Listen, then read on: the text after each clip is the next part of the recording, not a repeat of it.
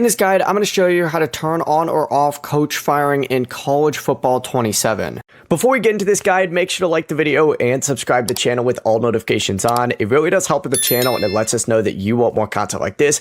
We'd greatly appreciate it. And if at any point throughout this guide you did have any questions, just ask them down in the comment section below and we can help you out further. I'm going to be doing my best to reply to every single comment down there.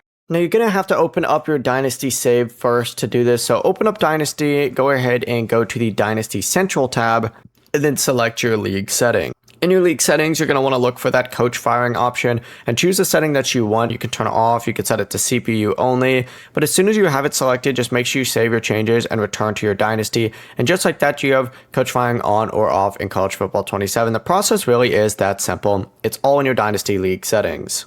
Before you leave this guide, make sure to like the video and subscribe to the channel with all notifications on. It really does help the channel and it lets us know that you want more content like this. We'd greatly appreciate it. If at any point throughout this guide you did have any questions, once again, ask them down in the comment section below and we can help you out further. I'm going to be doing my best to reply to every single comment down there. Have a great rest of your day though. Peace.